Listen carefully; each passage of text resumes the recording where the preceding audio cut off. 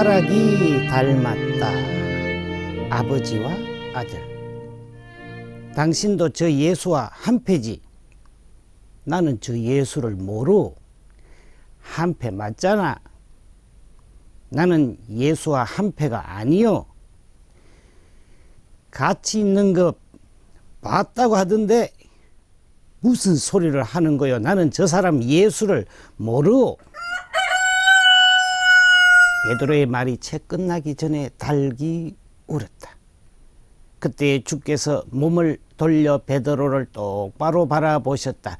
그제서야 베드로는 오늘 닭이 울기 전에 나를 3번 모른다고 할 것이다 하신 주님의 말씀이 떠올라 밖으로 나가 슬피 울었다. 베드로에게 배신당한 예수님은 다음 날 십자가에 못 박혀 죽었습니다. 예수님이 십자가에서 죽은 그날 이후 베드로도 죽었습니다. 살아도 산 게 아니었습니다. 보아도 보이지 않았고 들어도 들리지 않았고 먹어도 맛을 몰랐습니다. 마음이 죽은 것이었습니다. 스승을 배신했다는 죄책감이 그를 지배했습니다. 이제 어떻게 살아야 할지도 막막했습니다. 꿈을 잃었고 나아갈 길을 잃었습니다. 예수님을 팔아넘긴 유다가 자살로 생을 마감했지만 예수님을 모른다고 부인했던 베드로도 이미 죽음의 상태였습니다. 마음이 죽은 베드로는 고기나 잡으러 나갔습니다. 며칠 전 꿈결처럼 부활하신 예수님을 뵈었지만 그의 마음은 여전히 어둠이 지배했습니다. 3번이나 배신한 과거가 청산되지 않은 것이었습니다. 그냥 가만히 집에 있으면 어둠이 더 내려앉을 것 같아 뭐라도 해야 했습니다. 그래서 고기나 잡으러 갔지만 젠장 고기마저 잡히지 않았습니다. 그러나 그게 문제될 게 없었습니다. 고기가 목적이 아니었으니까 말입니다. 강태공이 빈 낚싯대를 들이웠듯이 베드로도 빈 그물질만 하고 있었습니다. 새벽까지 빈 그물질, 몸도 마음도 지친 그 시간 부활하신 예수님을 또 만났습니다. 예수님의 말씀을 따라 다시 그물을 내렸더니 그물은 끌어올릴 수 없을 만큼 고기가 가득 찼습니다. 고기와 함께 새로운 희망도 올라왔습니다. 그러나 아직도 베드로에게 예수님은 가까이 하기엔 너무 먼 당신이었습니다. 알몸이었던 베드로는 겉옷을 두르고 물속으로 뛰어들었습니다. 원죄를 저지른 아담과 하와가 하느님의 발자국 소리에 무화과 잎으로 몸을 가리고 나무 사이로 숨었듯이 배신의 죄를 저지른 베드로는 겉옷을 두르고 물속으로 숨었습니다. 알몸보다 배신의 죄가 부끄러웠습니다. 와서 아침을 먹으라 하시며 주님께서 빵과 고기를 주셨지만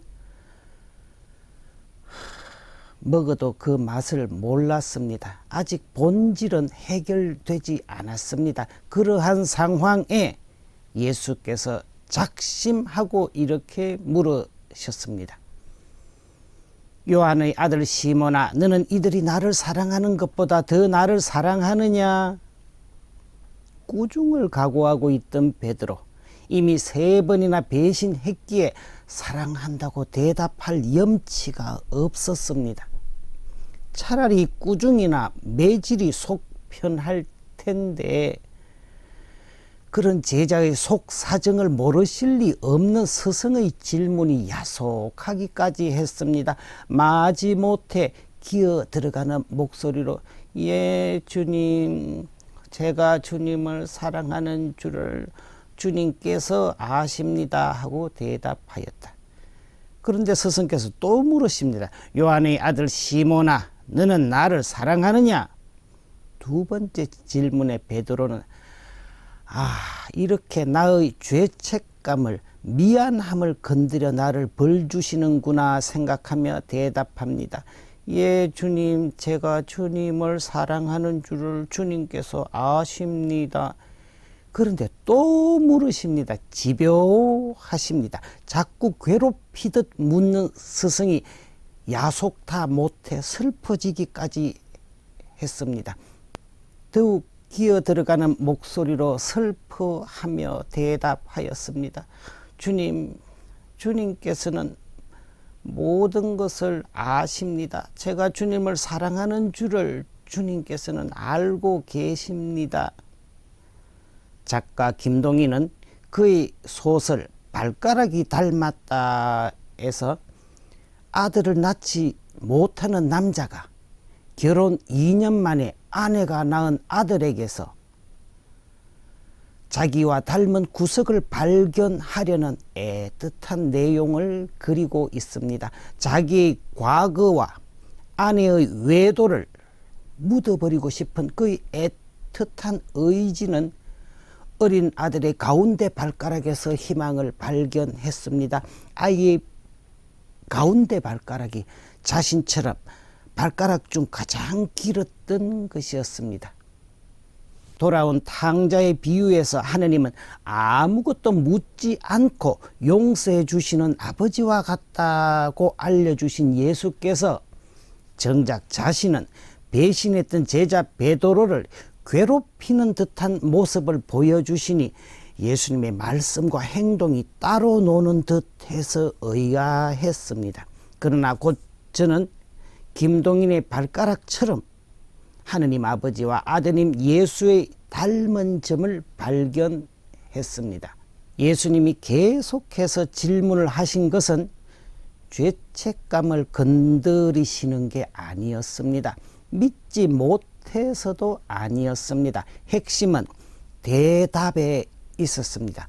어쨌거나 베드로는 3번 예수님을 사랑한다고 대답했습니다. 작지만 부끄럽지만 3번 사랑한다는 말은 그의 마음을 변화시켰습니다. 마음이 입을 움직이지만 입이 움직여지면 마음도 움직입니다. 3번 사랑한다는 말로써 다음과 같은 예수님의 마음이 베드로에게 전달됩니다. 베드로야, 너의 죄를 보지 말고 내 마음을 보렴. 난 이미 너를 용서했다. 내 사랑 베드로야, 나를 사랑한다고 말해도 돼. 어서 말해봐. 기어 들어가는 소리가 아니라 크게 말해봐. 사랑한다고. 한 번 더. 그래 잘했어. 그렇게 하는 거야. 난 널 믿어. 너의 과거를 보지 않고 미래를 볼 거야. 내 희망을 너에게 걸 거야. 내 어린 양들에게도 사랑한다고 말해도 된다는 것을 알려줘. 과거의 잘못에도 불구하고 사랑한다고 고백하면 새로운 미래가 펼쳐진다는 것을 알려주렴. 묻지 않는 아버지나 집요하게 묻는 아들이나 죽었던 사람을 살리는 것이 같았습니다. 집 나간 아들과 3번 배신한 제자는 완벽하게 부활했습니다. 묻지 않는 아버지는 큰아들의 반대를 넘어서서 아들의 위치를 회복시켰고, 자꾸 묻는 아들은 3번이나 사랑한다고 고백하게 함으로써 베드로를 부활케 했습니다. 묻지 않는 아버지와 자꾸 묻는 아들의 닮은 발가락은 어느 부위가 아니라 사람을 살리고 마음을 부활케 하는 기능에 있었습니다. 아버지와 아들은 참 많이 닮았습니다. 교회가 거룩한 이유는 3번이나 배신한 베드로를 받아주시는 예수님의 마음 위에 교회가 서 있기 때문입니다.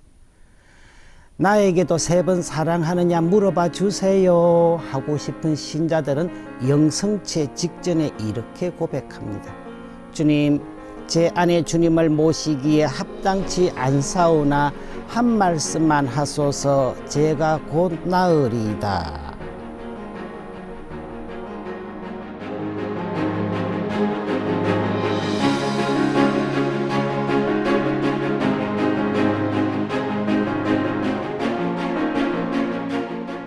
이 방송은 여러분의 거룩한 후원금으로 제작되었습니다.